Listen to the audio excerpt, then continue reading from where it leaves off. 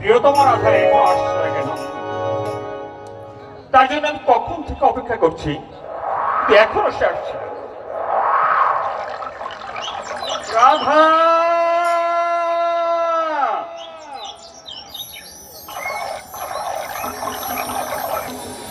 রাধা,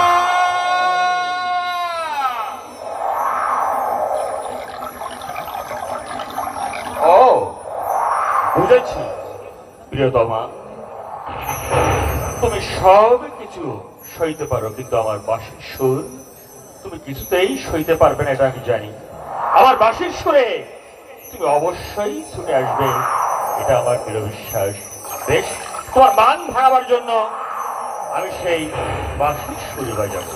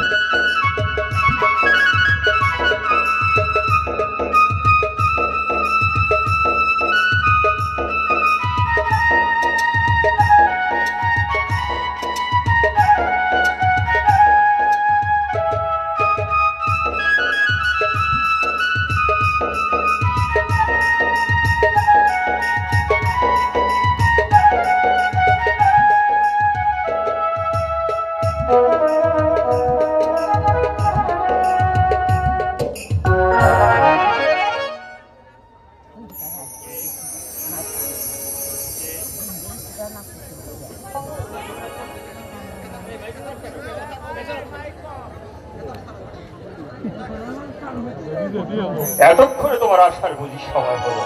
কি করবো বলো, সংসারের কাজকর্ম সেরে তারপরে শাশুড়ি ননদকে বুঝিয়ে তারপরে তো এখানে আসতে হয়। তুমি কি জানো না প্রিয়তমা, তোমার বিরহ আমি একদম সইতে পারি না। জানি গো জানি, তবু কি আমার উপায় আছে বলো? শাশুড়ি ননদকে বুঝিয়ে তবেই তো আসবো। তাইলে এত দেরি? বেশ, তোমার সঙ্গে আমি তোর কথাই বলবো। বলবে না? বললাম তো না। সত্যি সত্যি সত্যি সত্যি।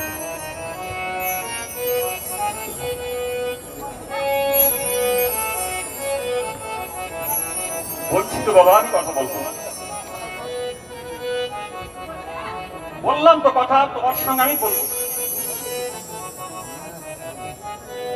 রাগ হয়েছে আমার কানাই, রাগ হয়েছে। সত্যি বলবে না? বললাম তো আমি কথা বলবো না। ঠিক আছে, কেন তো দেরি করে? ঠিক আছে, তাহলে তুমি তোমার অভিমান নিয়ে থাকো, এই আমি চললাম।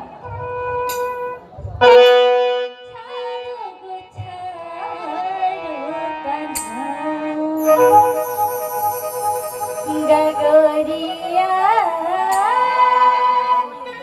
ছাড়ো গো ছাড়ো কান্হা,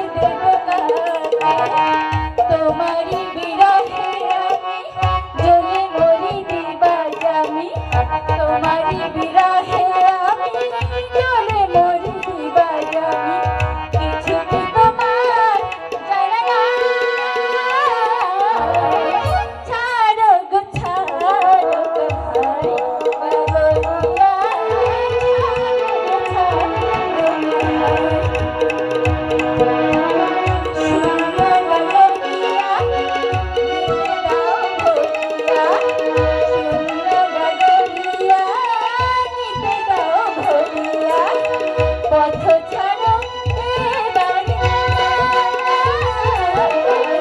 ছাড়ো গো ছাড়ো গাগরিয়া ছাড়ো গো ছাড়ো কান্হাই গাগরিয়া ছাড়ো গো ছাড়ো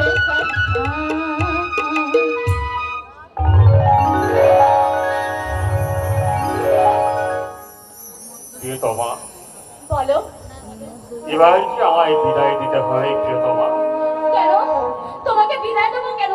কোথায় যাবে তুমি? আমাকে যে বৃন্দাবন ছেড়ে কোথায় যেতেই হবে।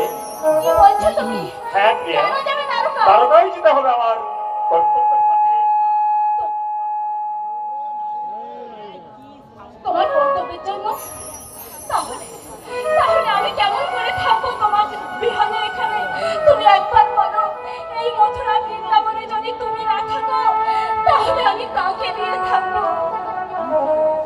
দুঃখ পেও না প্রিয়তমা, আমার কর্তব্যের খাতিরে আমাকে যে যেতেই হবে। এবার এবার তুমি একটা শিবকে আমাকে বিদায় দাও। আমার কাছে বিদায় চাইতে পারলে নিষ্ঠুর। এ কথা বলতে তোমার কণ্ঠস্বর একটুও কেঁপে উঠলো না, তোমার জিহ্বাটা একটু আড়ষ্ট হলো না। কেন কেন আমি তোমাকে বিদায় দেবো? তুমি যেও না প্রিয়তম, দোহাই দোহাই তোমার, আমি তোমার দুটি পায়ে পড়ি, তুমি আমাকে ছেড়ে যেও না, যেও না, যেও না,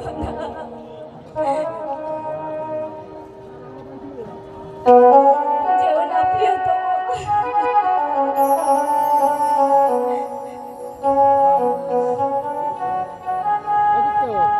আমাকে কাঁদায় পাও যে তুমি,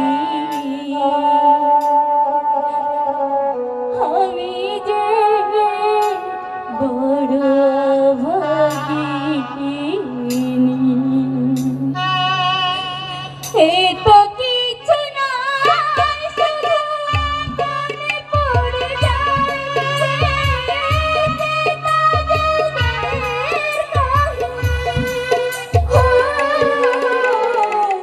আমি যে বড় ভাগিনী। আমাকে কাঁদায় পাও যে তুমি, আমি যে বড় ভাগিনী।